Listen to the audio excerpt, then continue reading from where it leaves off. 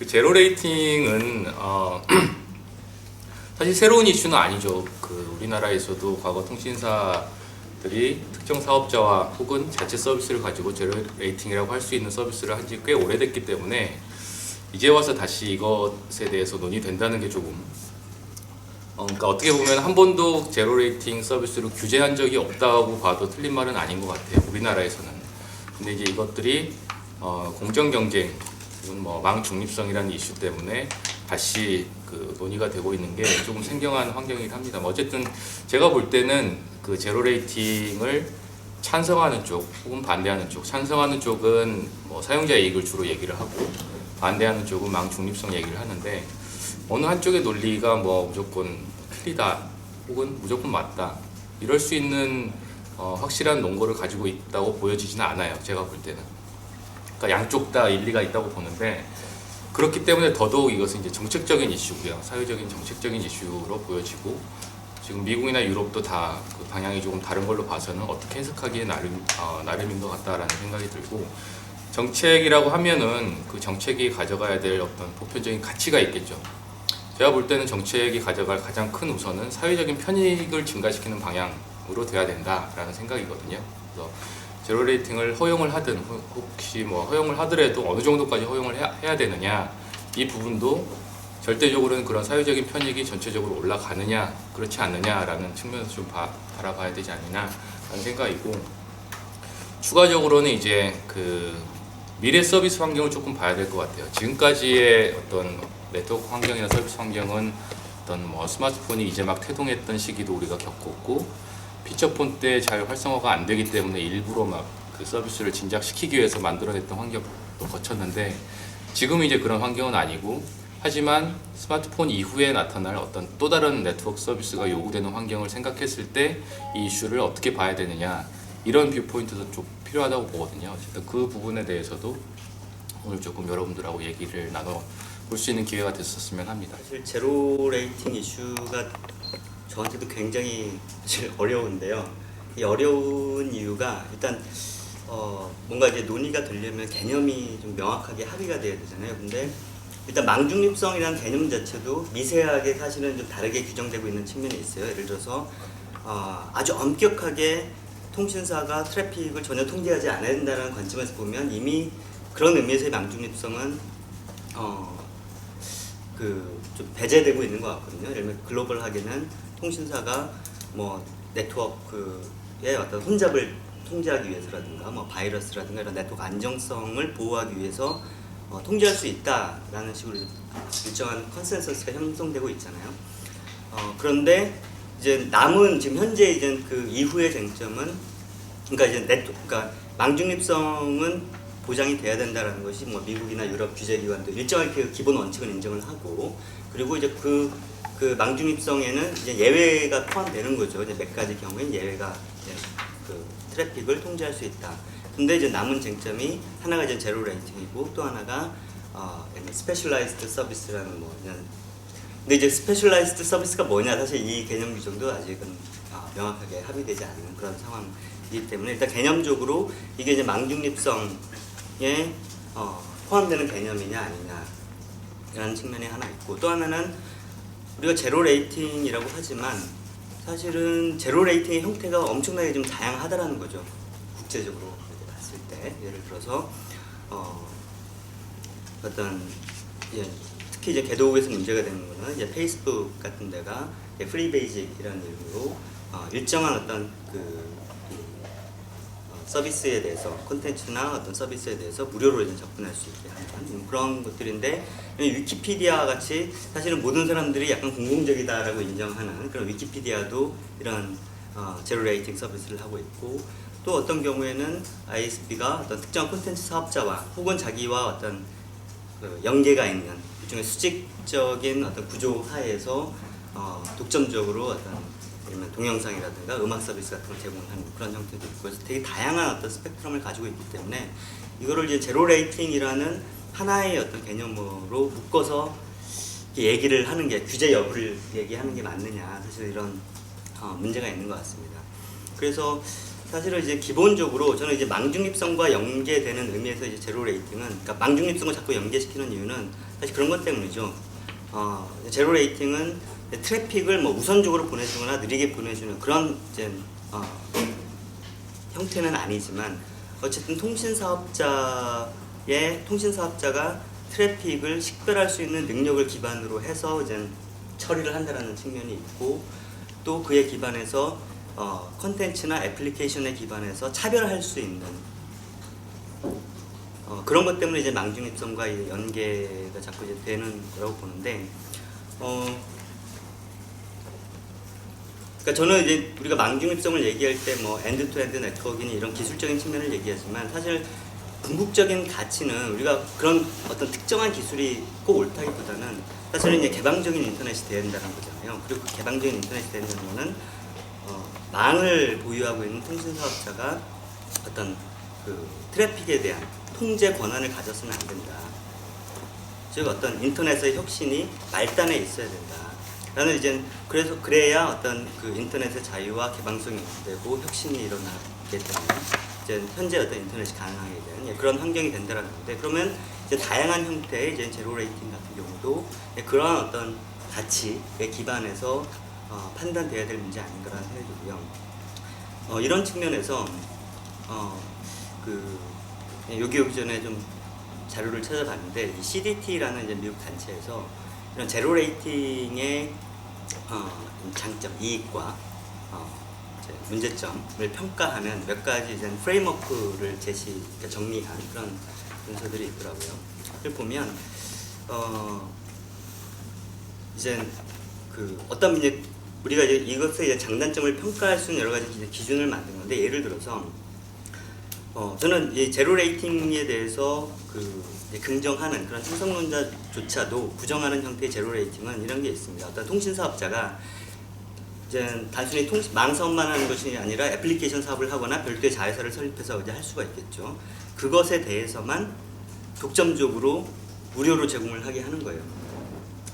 이거는 제로 레이팅에 대한 찬성론의 입장인 어떤 이제 논문에서도 이런 형태는 좀 당연히 이제 부정적으로 바라볼 수 있는 그런 형태의 이제 제로 레이팅이 되는 거죠. 그래서 다시 말해 이걸 좀 일반화한다면 얼마나 이제 배타적으로 제로 레이팅 서비스를 하느냐에 따라서 그것이 개방성이라든가 공정 경쟁이라든가 이런 데 영향을 미치는 영향이 달라질 수 있다는 거죠.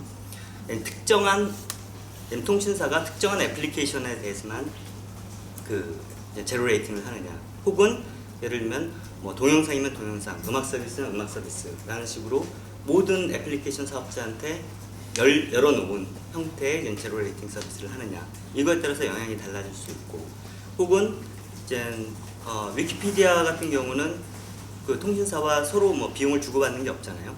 근데 예를 들어서 이제 이 제로 레이팅을 하는 대가로 애플리케이션 사업자한테 비용을 받는다.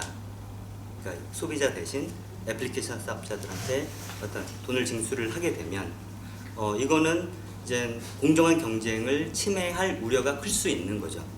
왜냐하면 당연히 규모가 큰 사업자에게 이제 유리한 형태가 될 테니까. 물론 제로 레이팅을 찬성하는 입장에서는 이것도 그렇게 보지는 않더라고요. 이제 논리에 따라 다른데, 예를 들어서 그럼 당연히 규모가 큰 사업자들이 뭐 꼭 제로 레이팅에서만 이익이냐, 아니면 광고도 더 많이 할 수 있고 여러 가지 측면에서 그거는 힘이 있으니까 당연한 거고, 오히려 얘네들이 제로 레이팅을 해서 사람들이 많이 쓰는 애플리케이션 제로 레이팅 하면 그 남은 거 갖고 다른 애플리케이션 사용할 수 있으니까 다 좋은 거 아니냐, 이런 식의 논리를 주장을 하는데, 반대하는 입장에서는 어쨌든 이게 제로 레이팅 된 콘텐츠에 우선적으로 접근하게 될 가능성이 높으니까 이용자들이, 이거는 기존의 어떤 기존 권력의 더 독점력을 강화시켜 준다라는 그런 관점에서 바라보는 거죠.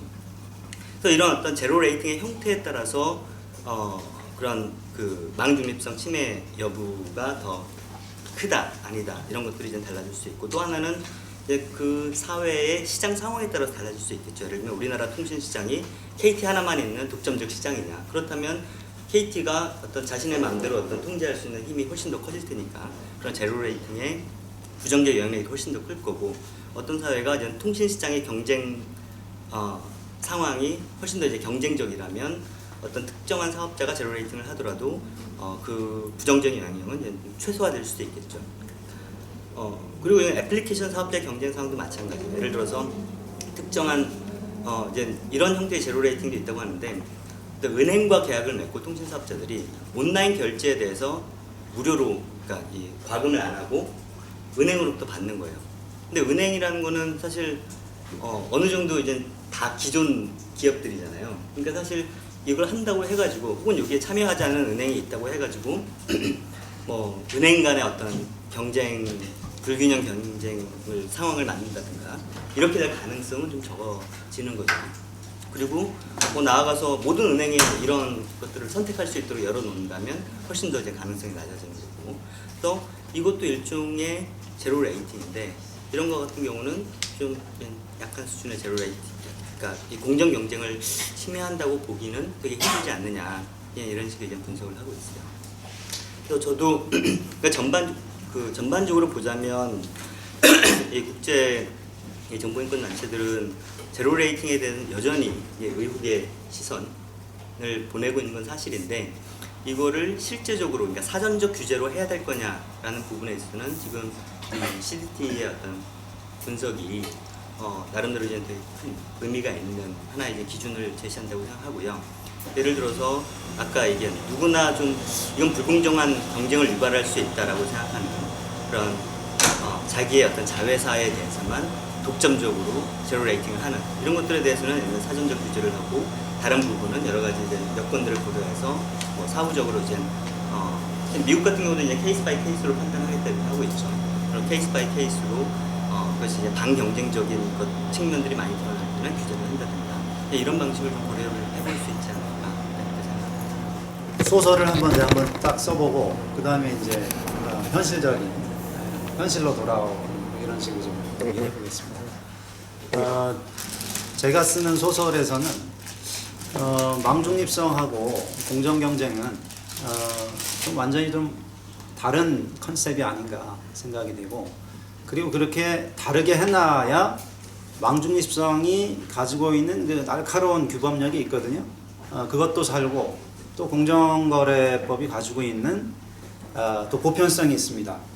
공정거래법을 통해서는 여러 가지 그 다양한 그 영업 양태들을 규제할 수 있는 그런 힘이 있는데, 이 두 가지가 다 사는 거다라고 생각을 합니다. 그렇게 보는 이유는 망중립성이 이제 여기서부터는 진짜 소설인데, 망중립성이 뭐 모든 데이터는 똑같아야 된다, 뭐 차별해서는 안 된다, 이게 왜 나타났을까?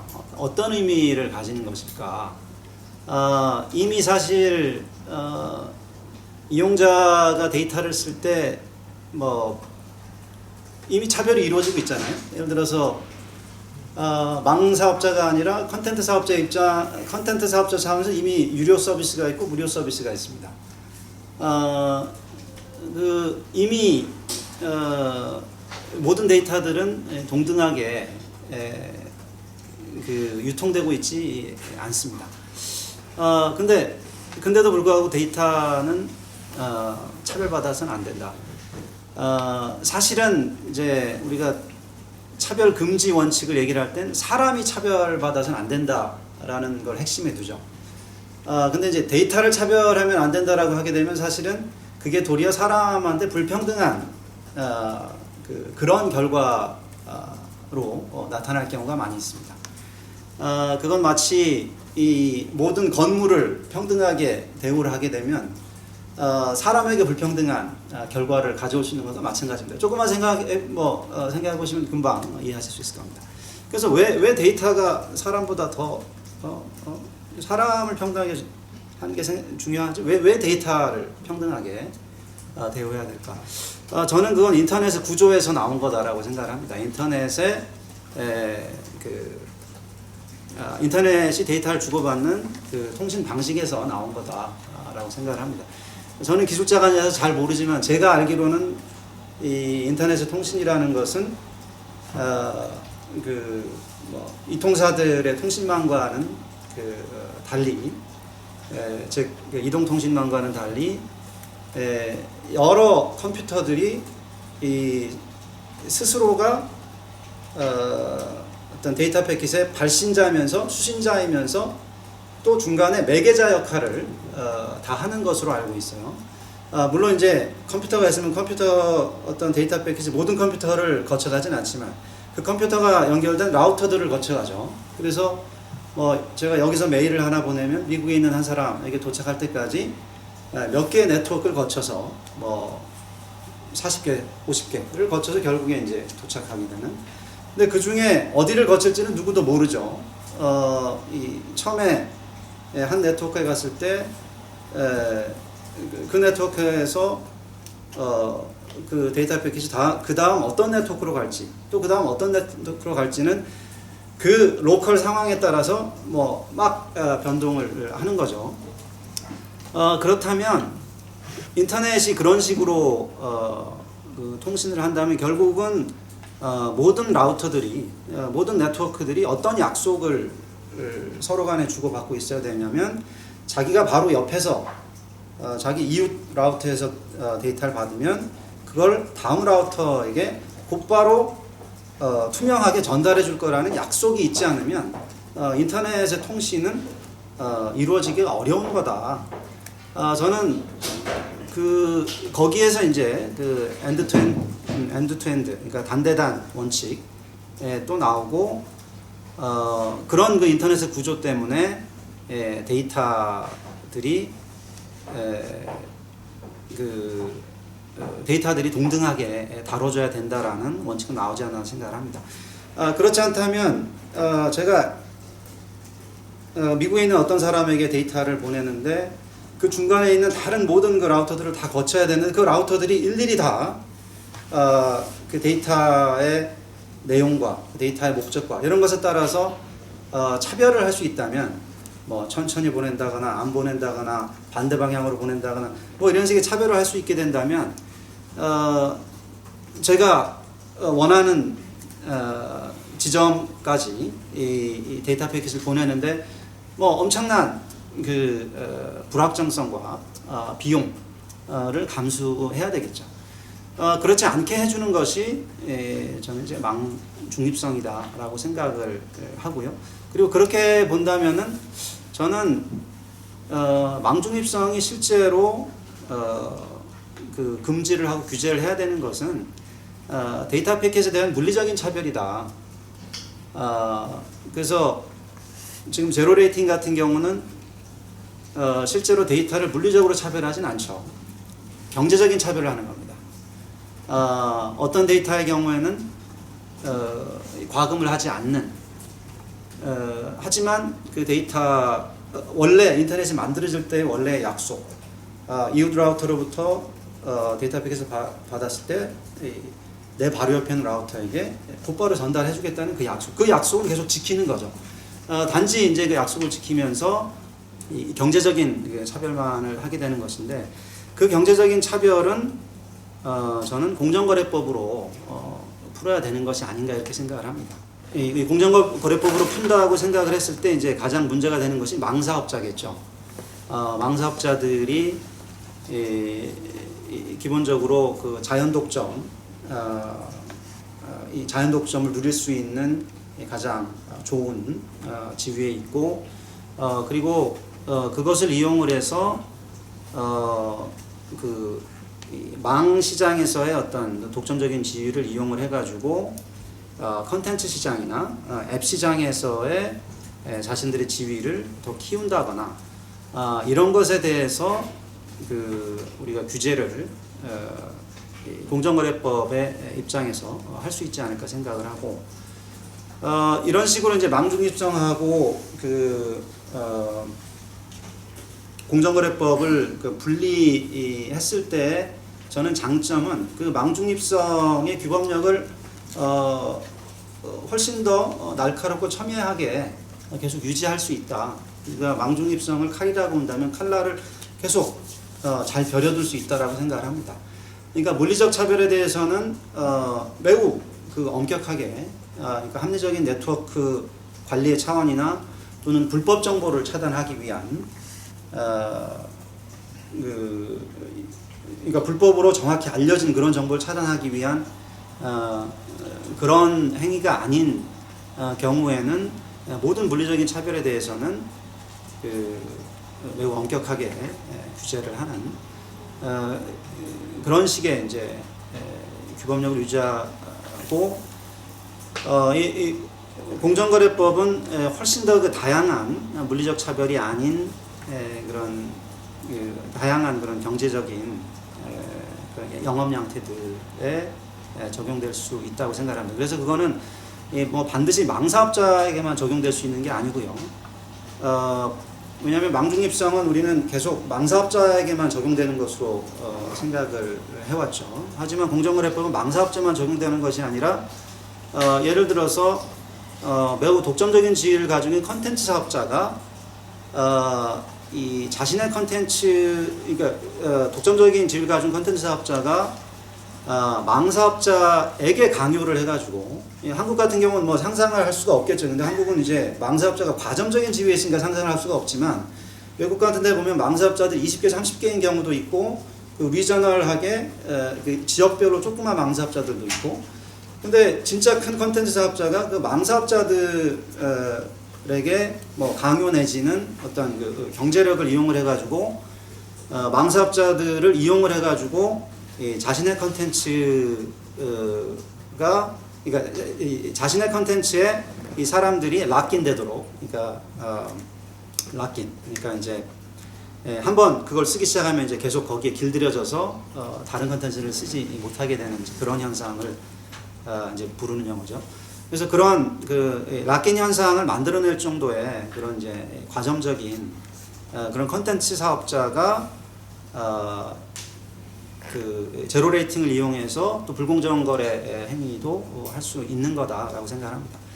여기까지는 소설이고, 근데 실제로 망중립성이 처음에 만들어졌던 문헌을 살펴보면 제가 얘기했던 대로 인터넷의 물리적인 구조를 가지고 설명을 하지 않고 처음부터 어떤 공정한 경제, 그러니까 공정거래법이 지향했던 수많은 이 가치들하고 되게 좀 구분되기 어렵게 뭐 티무를 포함을 해서 다 그렇게 썰을 풀기 시작을 합니다. 그러다 보니까 사람들이 계속 이제 헷갈리는 거죠. 이게 공정거래법 이슈 같기도 하고, 근데 공정거래법 이슈라면 물리적 차별에 대해서 물리적 차별도 그거 자체를 규제하려고 할 게 아니라 사실은 그것의 어떤 소비자 편익 또는 뭐 중소기업들의 뭐 영업이자 이런 것들 다 따져봐야 되는 거죠. 근데 그렇게 되면은 저는 망중립성이 이 인터넷이 인류에 가져다준 그 커다란 선물을 보호하기 위한 하나의 아주 중요한 무기인데 그런 것들은 이제 잃어버린다고 생각을 하는 거죠. 그래서 이 결론은 저는 지금부터라도 망중립성을 망중립성의 그 독특한 규범성을 살리면서 공정거래법으로서 인터넷을 둘러싼 그 다양한 좀 비즈니스 모델들을 규제하는 그런 식으로 나가야 되지 않나. 그래서 그렇게 두 개의 규범을 그렇게 하기 위해서 두 개의 규범을 좀 명확히 분리해서 보는 게 중요하지 않나 생각합니다. 이제 사실은 이 망중립성 얘기에서 공정거래까지 이제 공정거래법이 사실 여기서 등장을 하게 되는 이유는 아까 박경채 교수님도 잠깐 얘기를 하셨지만 이제 그 물리적 차별을 하는 경우, 데이터에 대한 물리적 차별이 있는 경우, 그 넷 뉴트럴리티에 대한 위반인 것에 대해서는 다들 크게 동의는 하지만 이제 이게 재정적인 차별, 그 경제적 지원, 예를 들면 스폰서리 데이터 같은 경우, 아니면 아까 뭐 페이스북, 오글 같이 그런 경우, 제로 레이팅의 경우에 과연 이제 개념적으로도 넷 뉴트럴리티로 이게 다 커버가 가능한 거냐 이런 논의가 있는 걸로 알고 있고. 그 망중립성으로 제로 레이팅을 규제를 해야 사실은 공정한 그 경쟁, 인터넷에서의 공정한 경쟁이 사전적으로 보장될 수 있다는 것을 동의를 하는데 이제 공정거래법이 계속 얘기가 나오는 부분은 실질적으로 어떤 문제가 발생을 했을 때 그러면 우리가 특정 사업자에 대해서 우리가 가지고 있는 현행법상으로는 뭘 할 수 있냐 아마 이런 의문에서 공정거래법 얘기들이 계속 나오는 것 같아요. 또 어떤 의미에서 지금 한국의 현실에서 망 중립성만을 가지고 지금 일어나고 있는 다양한 제로 레이팅 또는 아니면 망 중립성을 해칠 수도 있는 그런 여지가 있는 다양한 그 사업의 법적 리스크에 대해서 망 중립성 개념만으로 다 이거를 그 공정한 경쟁 또는 뭐 차별 없는 그런 것들을 이제 보장하기 힘든 측면도 좀 있는 것 같습니다. 근데 조금 그래서 이제 제가 고민을 해봤는데 공정거래법 측면에서 말씀하신 것처럼 그 아까 이제 그 오병일 선생님께서 말씀 주셨지만 이 제로 레이팅이라는 게 형태가 너무 다양하더라고요. 이게 그 망통신 사업자가 이걸 활용할 수도 있고 콘텐츠 사업자가 활용할 수도 있고 아니면 뭐 서로 같이 이걸 활용할 수도 있고 해서 결국은 공정거래법의 영역에서 볼 때는 어떤 특정 사업 모델을 하나씩 놓고 그 시장에서 각 사업자들의 시장 점유율이 어떻게 되는지 이 사람들이 그 제로 레이팅이라고 하는 소위 서비스를 했을 때 어떤 경쟁이 제한되는지를 개별적으로 다 봐야 하는 그런 좀 측면이 있습니다. 그래서 그게 공정거래법의 장점이기도 하고 왜냐하면 국제적 규제를 할 수 있기 때문에 하지만 동시에 우리가 큰 틀에서 그 넷 뉴트럴리티라는 부분을 지키기에는 공정거래법은 한계가 있는 거죠. 그래서 이게 사실은 사후 규제라는 측면이 훨씬 더 강하다는 걸 좀 말씀을 드리고 싶고 아까 좀 다양한 사례들을 말씀을 해주셨는데 이제 아까 뭐 그 제로 레이팅을 찬성을 하는 사업자 측에서도 이런 경우는 반대한다라고 하면서 언급하셨던 사례가 이제 예를 들면 망통신 사업자가 자기가 제공하는 서비스 어떤 컨텐츠 서비스에 대해서 과금을 전혀 하지 않고 뭐 데이터 사용료를 전혀 과금을 하지 않는 거죠. 또는 자신과 계열회사 100% 계열회사의 관계에 있는 뭐 어떤 서비스 사업자가 제공하는 서비스에 대해서 과금을 전혀 하지 않는 경우 이런 경우에는 뭐 위법성 리스크가 큰 거 아니냐 이런 얘기를 말씀을 하셨는데 조금 뭐 생각을 해보면 말씀하신 것처럼 진짜 쇼핑을 하거나 저희가 동영상을 보거나 뭐 드라마 보거나 아니면 뭐 야구 같은 거 보시고 말 그대로 이런 걸 할 때는 소비자 입장에서 데이터 사용료가 굉장히 부담스럽거든요. 근데 그런 컨텐츠를 제공하는 어플리케이션에 관해서 망통신 사업자가 자기가 이해관계가 있는 사업자가 제공하는 그런 컨텐츠에 대해서 과금을 전혀 하지 않는 것 이것에 관해서는 결국은 망통신 사업자가 갖고 있는 시장 지배력을 그 해당 컨텐츠 시장에서의 지배력으로 전이할 수 있는 사실 되게 유용한 도구가 될 수 있습니다. 제로 레이팅이라는 것 자체가. 그리고 실제로 그러한 경향성이 아마도 뭐 검증을 해보진 않았지만 발견될 수 있을 것 같고 근데 이걸 공정거래법으로 어떻게 규제할 수 있냐고 하면 이제 사실 생각해 볼 수 있는 건 그 시장 지배적 지위 남용 행위라는 게 있어요. 그래서 이게 공정거래법 3조의 2인데 이제 그 플랫폼 사업자가 플랫폼을 보유하고 있음을 이용해서 관련 시장의 지배력을 강화, 전이, 경쟁을 왜곡하는 경우에는 이제 이 시장 지배적 지위 남용 행위의 리스크 자체는 존재할 수도 있습니다. 다만 이제 실질적으로 그럼 규제할 수 있냐? 이 부분은 또 전혀 다른 얘기거든요. 왜냐하면 사실 저희 나라 그 공정거래법의 실제 집행에 있어서는 그 법 조문에서 요구하고 있는 요건을 준수하기가 쉽지 않고 그 법원에서도 뭐 여러 가지 지원 의도가 있냐, 뭐 부당성은 어떻게 보냐 이런 부분을 되게 보수적으로 판단을 하고 있습니다. 그래서 실제로 이거를 그 시장 지배적 지위 남용 행위를 했다로고까지 이제 공정위에서 처벌하기에는 보다 더 많은 검토나 아니면 좀 강력한 그런 사업자의 법 위반 행위가 있어야 될 것 같고요. 또 이제 예를 들면 계열 회사라는 이유로 그런 그 뉴스에서 이제 신문에서 많이 보셨을 텐데 그 부당 지원 행위라는 게 있어요. 보통 이제 재벌들이 그 자신들의 그 대기업 집단에 있는 경우 그 계열 회사에 속한 회사한테 이제 통상적인 거래 수준보다 유리한 어떤 걸 제공하는 경우 이제 부당 지원 행위로 많이 규제를 했고 그런 경우에 해당할 수 있지 않냐 이렇게 생각하실 수도 있는데 이제 이 부분에 관해서는 이제 자기 계열 회사한테만 과금을 안 한 게 아니라 뭐 다른 사업자랑도 내가 얘네한테도 업무 제휴를 통해서 얘네도 과금하지 않는 경우가 있을 수 있잖아요. 내가 얘만 지원한 게 아니라 얘한테도 서비스를 통해서 그렇게 했다. 뭐 이런 식으로 어떤 시장의 구조들을 몇 개 빠져나갈 수 있는 것들을 망통신 사업자 입장에서 준비를 해놓으면 제 생각에는 그것도 규제에 좀 한계는 있을 것 같습니다.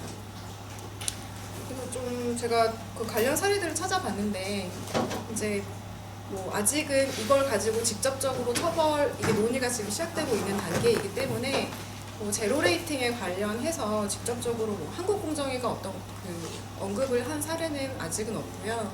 다만 이제 그 재미있는 사례 저희가 좀 참고는 할 만한 재미있는 사례가 하나 있더라고요. 그러니까 이게 어떤 사례냐면 이제 이윤 압착을 공정거래위원회에서 시장 지배적 지위 남용 행위로 이제 처벌을 한 사례입니다. 이 케이스가 어떻게 되냐면 그 저희 나라에 이제 무선 통신망 사업자가 3개밖에 없잖아요. 그 중에 이제 2개의 회사가 그 기업 메시징 서비스를 하면서 자기들이 하는 기업 메시징 서비스에다가는 그 메시지 서비스 돈이 안 들잖아요. 자기들은 망을 보유하고 있으니까. 근데 이제 중소기업이나 아니면 다른 사업자들이 그 망을 보유하고 있지 않은 사업자들이 절대로 그 오퍼할 수 없는 가격, 되게 낮은 가격으로 자기들이 서비스를 제공하기 시작한 거죠. 그래서 이제 그 결과 이 사람들이 이제 되게 시장에서 점유율이 실제로 높아졌어요. 그래서 그런 사례에 대해서 이게 이제 이윤 압착이라고 하거든요. 필수 설비를 가지고 있는 사업자가 그 원재료를 그 독점한 걸 활용을 해서 이제 다른 시장에서의 어떤 효율적인 경쟁자들을 배제하는 그런 행위를 이윤 압착이라고 하는데 이제 그렇게 되면 나는 망통신망만 가지고 있으면 상대편의 다른 사업자들은 아무리 효율적이고 좋은 서비스를 제공할 수 있다 하더라도 가격 경쟁력을 해서 이 사람을 이길 수가 없잖아요. 그래서 시장에서 결국 퇴출되는 결과가 낳게 되고 그러면 소수의 기업들만 남게 되고 공정한 경쟁이 좀 배제되는 효과들이 있습니다. 그래서 이 기업 메시징 관련 사건에서는 그러니까 망통신 사업자들이 자신의 시장 지배력을 이용해서 기업 메시지 시장에서 이제 시장 점유율을 늘려갔던 그 사건에서는 공정위가 처음으로 그 시장 지배적 지위 남용 행위라고 해서 그거를 제재한 사례들은 있어요. 다만 제로 레이팅 사례에 이게 정확히 똑같이 적용될 수 있을까? 그 부분은 이제 아직은 이제 저희가 뭐 확답을 하기는 조금 어려울 것 같고요. 다만 이제 이런 것들이 어떻게 보면 그동안 우리가 우려했던 것들에 관한 사례들을 공정거래법으로 규제한 것과 좀 유사한 거 아닌가 이런 생각이 조금은 들기는 합니다. 그리고 또 하나 좀 이제 재밌는 거는 그 점점 그 예를 들면 뭐 마이크로소프트는 노키아를 인수했잖아요. 그러니까 이제 그러니까 인터넷 서비스 사업자나 아니면 어떤 오퍼레이팅 시스템을 제공하는 사업자들이 그 하드웨어, 단말기 업체를 인수해서 자기가 어떻게 보면 스마트폰도 가지고 그 다음에 플랫폼도 가지고 그러니까 결국은 지금 한 시장에서 지배력을 획득한 사업자들이 관련 시장의 기업들을 사들이고 하나로 통합을 하면서 어떻게 보면 모든 플랫폼이 결국 한 사업자 안으로 지금 다 들어가는 그런 효과들이 있습니다. 그래서 옛날에는 상위 시장, 뭐 가운데 시장, 하위 시장 이렇게 딱딱 구분되고 그 안에서 사업자들의 경쟁 관계들이 있었다면 지금은 기업들이 인수합병을 글로벌하게 하고 있고 어떤 사람은 휴대폰과 그런 모바일 서비스를 한꺼번에 가지고 있고 뭐 이렇게 그 인터넷 서비스 프로바이더 같은 경우에도 이제 관련된 서비스들을 계속 하는 거죠. 그렇게 되면 이걸 이제 소위 말해서 멀티 플랫폼 사업자라고 하는데 이와 같은 경우에 있어서는 앞으로 제 생각에는 그 제로 레이팅 같은 이슈가 훨씬 더 우리가 인식하기 어렵게 또 교묘하게 이제 그게 소비자의 후생을 증대할 수도 있어요. 왜냐하면 소비자 입장에서 굉장히 편하니까.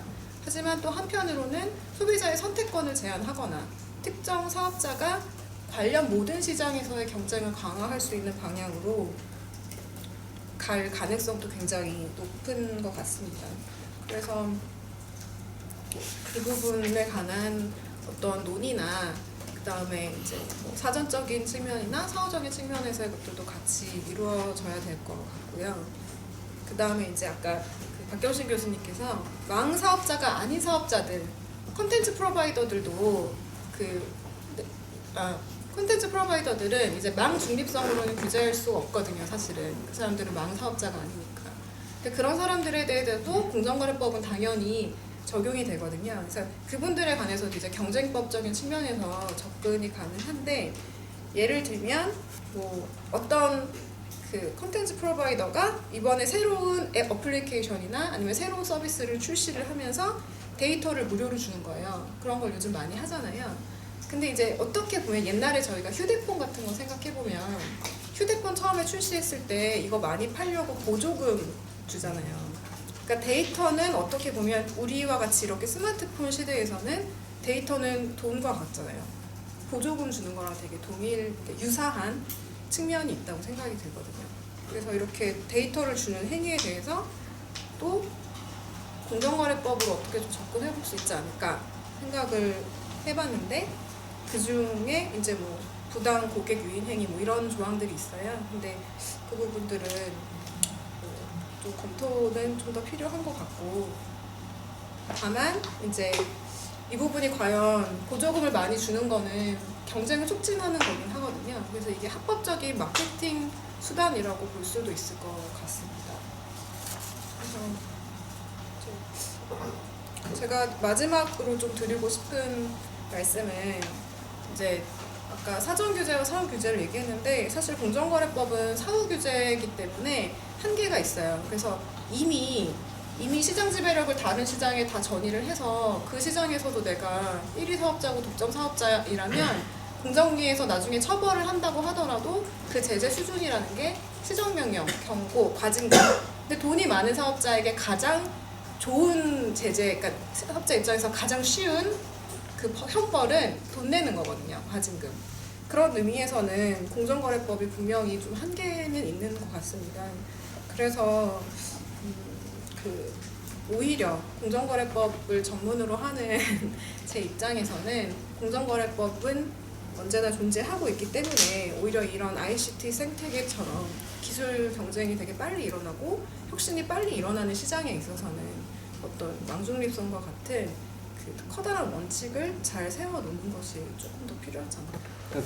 일단은 브루스님께는 네. 지금 블로그에 이제 쓰신 내용이 주로 이제 멜론이라든지 네. 음악 서비스를 선택하는 기준으로서 이제 데이터가 어떻게 기능을 하는지, 거기서 데이터 스폰서링이 어떤 식으로 작동하는지 좀 말씀해 주셨는데, 그러니까 이용자 입장에서 좀 그 서비스를 선택을 할 때 과연 이 제로 레이팅이 어떻게 기능하는지에 대해서 그냥 순수한 이용자 입장에서 좀 간단히 설명을 좀 해주시면 좀 논의를 일어나기, 좀 구체적인 상황을 상정을 하고, 지금 이제 음악 스트리밍 서비스를 좀 예를 들어서 좀 상정을 해서 좀 논의를 좀 진행을 하고 또 다음 논의를 이어나가도록 하겠습니다. 그러니까 말씀하셨듯이 철저하게 이용자 입장에서 이제 제가 얘기를 한다면 음악이나 동영상도 좀 비슷해요. 동영상 스트리밍 서비스처럼 데이터 트래픽이 좀 많이 나가는 서비스의 경우 어떤 콘텐츠 사업자가 어떤 콘텐츠 사업자가 먼저 발휘를 할 수도 있고 방 사업자와 같이 이제 공동 마케팅을 하는 경우도 있는데, 어찌 됐건 제로 레이팅에 대한 효과가 요금 이제 반영되었을 때 그 실익은 되게 많이 느껴지죠. 그것 때문에 충분히 사업자를 고를 수 있는 선택의 이유가 됩니다. 그래서 멜론이나 뭐 지니도 그렇고요. TV 같은 경우에도 올레 TV도 이제 모바일로 가면서 이제 모든 통신사 사업자들이 다 그런 이제 자사 서비스들을 그런 식으로 제로 레이팅으로 제공을 하고 있는데, 실제 뭐 멜론이나 지니의 시장 점유율만 보셔도 아마 많은 분들이 공감하실 거예요. 그게 얼마나 큰 선택의 여지가 됐었는지. 네. 저는 뭐 충분히 강력한 힘이 된다고 보거든요. 지니가 아마 KT의 자회사가 제공한 서비스로 알고 있는데, 스트리밍 서비스 할 때 전혀 과금을 하지 않더라고요. 그래서 저는 원래 이제 소리바다를 이렇게 이름을 계속 얘기해도 되는지 모르겠는데, 소리바다를 계속 쓰고 있다가 소리바다는 정액형으로 이제 과금을 하고 있는데, 이건 데이터를 전혀 과금하지 않으니까 스트리밍 서비스에서 지니를 선택하지 않을 이유가 전혀 없겠더라고요. 그래서 저도 지니를 선택을 하고 출퇴근하면서 자동차에서 그냥 데이터를 그냥 팡팡 쓰면서 내가 이렇게 데이터를 낭비해도 돼, 그냥 죄책감을 느낄 정도로 그런 식으로 많이 쓰게 되는데, 최근에 이제 스트리밍 같은 서비스 같은 경우는 아까 모두에 말씀드렸듯이 데이터에 굉장히 민감한 서비스이기 때문에 제로 레이팅을 논의할 때 좀 가장 중요하게 좀 지켜봐야 될 부분이고, 그리고 망 사업자들이 일종의 미끼 상품이나 아까 교수님께서 말씀하신 락인 형상을 이제 유지하기 위한 그런 상품으로서 동영상 서비스나 음악 서비스를 제공하고 있고, 직접 제공을 하거나 자회사를 통해서 제공하고 있기 때문에 좀 그 부분은 좀 중요하게 생각해야 된다라는 지점을 좀 설명해 주신 것 같고요. 그리고 우병현 선생님께는 그 아까 교수님이 말씀하신 이제 사전 규제와 사후 규제를 좀 별도로 생각해야 된다라는 의견에 대해서 그걸 좀 사전 규제와 사후 규제가 아니라 망중립성. 예, 망중립성 규제와 공정거래 그거를 좀 별도로 좀 나누고 제로 레이팅은 주로 이제 사후 규제로서의 공정거래법으로 좀 하는 게 어떠냐는 의견을 주셨는데, 그러니까 뭐 전 세계적인 논의라든지 그런 거 비춰봤을 때 그런 현재 상황이라든지 아니면 좀 의견 있으시면 좀 더 풀어주시면 좋을 것 같습니다. 이게 딱 구분해서 뭐 전 세계적으로 그 구분해야 된다는 논의가 있거나 그렇지는 않거든요. 근데 저도 이렇게 설명을 하신 걸 들으면서 이제 재미있는 부분이고 또 그렇게 사실 개념적으로 딱 나눠줘야 또 우리가 이제 토론하거나 이제 논쟁하기 좋긴 할 텐데 규제할 때도 마찬가지고요. 근데 이 생각을 해보니까 좀 이 난점이 있는 것 같아요. 뭐냐면 지금 말씀하신 거는 어쨌든 네트워크, 인터넷이라는 네트워크가 운영되는 방식이 안정적으로 돌아가기 위해서 그런 엔드투엔드 원칙이 지켜져야 된다, 망중립성이 지켜져야 된다라는 건데, 그러면 망중립성 위반에 대해서 가장 우려를 해야 될 건 통신사거든요. 왜냐면 자기네들이 망 서비스를 망중립성 지키지 않으면 불안정해지니까. 근데 안 그렇잖아요. 그러니까 그리고 예를 들어서 기술적으로 어떤 특정한 트래픽을 우선적으로 보내주거나 뭐 차단하거나 이런 것들이 사실은 인터넷 작동하기 위해서 불가능해야 되겠죠. 예를 들어서 뭐 수많은 네트워크를 거쳐오기 때문에 특정한 데서 빠르게 해주더라도 모든 네트워크 사업자들이 합의하지 않으면 뭐 그게 더 빠른 서비스가 된다는 게 불가능해질 테니까. 근데 어쨌든 현실적으로 사업자들은 그런 서비스를 도입하려고 하고 있고, 그거는 이제 주로 자기네들이 가입한 그런 가입자들 대상으로 해서는 최소한 어떤 특정한 콘텐츠 서비스에 대해서 우선권을 줘서 보내줄 수 있기 때문이잖아요. 그러니까 이제 역으로 보면은 네트워크가 안정적으로 운영되는 한 자기네 네트워크 안에서는 차별해도 된다는 논리가 되거든요. 왜냐하면 어차피 다른 네트워크에 피해를 주는 건 아니니까. 그래서 이런 이 망중립성 논의를 이렇게 이제 인터넷의 기술적인 특성으로부터만 이렇게 규정을 하면 이제 그 자체로 이제 논리적인 난점도 존재하고 사실 이제 어쨌든 이제 그게 그 자체가 가치가 되는데 뭐 그런 가치가 지켜지는 한, 그러니까 네트워크가 안정적으로 운영되는 한 뭐 다른 방식에 그럼 차별적으로 해도 같이 그 네트워크가 안정적으로 운영되면 되는 거 아니냐라는 또 논리도 충분히 가능하기 때문에 좀 힘들지 않을까, 좀 그런 생각이 들어요. 좀 제 생각에는 이제 신문법하고 좀 생각을 비교를 해보면 신문법 같은 경우도 무가지를 제공을 하거나 아니면 경품을 좀 과다하게 제공하는 행위 자체를 공정거래법이 있음에도 불구하고 신문법에 별도로 그런 규정을 넣어서 공정거래법보다 더 특별법의 형식으로 사전 규제를 하는 형식으로 규제를 하고 있는데, 그러니까 공정거래법 칼날과 그 별도로 통신규제 칼날은 이제 별도로 운영하셔야 된다고 하는데, 그런 신문법이라든지 좀 그러니까 저는 제로 레이팅 같은 경우는 한정된 주파수 자원을 이용하는 그런 공공재의 성격이 분명히 존재한다고 보고, 아까 제가 데이터를 이렇게 낭비해도 되는지 하는 그 죄책감을 느꼈다는 것도 사실 이게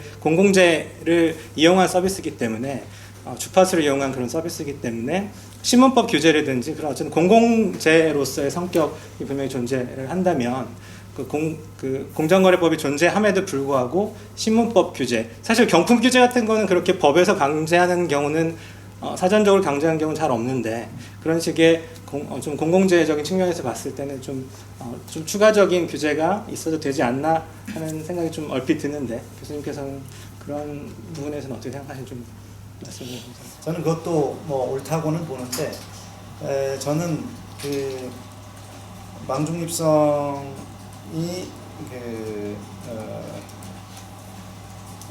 망중립성의 어떤 그 고유한 그런 규범력은 그러니까 공정거래법적으로 그걸 이제 어프로치하게 되면 여러 가지 생각할 게 많거든요. 뭐 소비자 편익,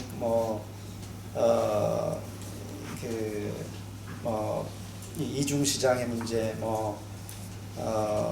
여러 가지 생각할 게 많은데, 저는 망중립성은 좀 깔끔하게 어떤 물리적 차별에 대한 좀 원칙적인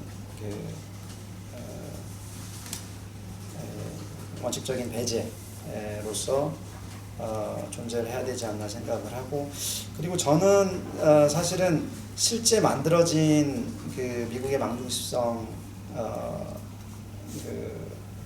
가이드라인이나 망중습성 룰들을 보면 그런 물리적인 차별을 중심으로 계속 그 규범이 강화되고 있는 상태고, 그 이제 최근에 그 EU의 결의도 그 제로 레이팅에 대해서는 이제 손이 되지 않는 그런 식의 그 내용을 가지고 있었고, 그래서 뭐 아까도 뭐 이제 소설이라고 말씀드렸기 때문에 뭐 이렇게 큰 미련을 계속 가지고 있지는 않지만, 조금 더 망중습성이 정확히 무엇을 의미하는지, 말씀하신 것처럼 일종의 좀 슈퍼 공정거래 규제인지, 아니면 그 인터넷의 그 좀 특성에 내재된 인터넷이 제대로 기능하기 위해서는 반드시 필요한 그런 원칙인지, 이런 것들 좀 따져봐야 된다고 생각을 합니다. 그래서 이제 도리어 한국 상황에 대해서도 지금 뭐 SKT 뭐 1년 매출이 뭐 11조, 뭐 10조, 11조, 11번가 1년, 물론 그게 매출은 아니지만 어찌됐든 11번가에서 거래되는 거래액이 뭐 5조 이렇게 되거든요. 지금 업계 2위고, G마켓 40%, 11번가 한 30% 됐고, 근데 저는 공정거래위원회에서 이 문제를 지금 이동통신시장 1위 업체가 자기 100% 자회사의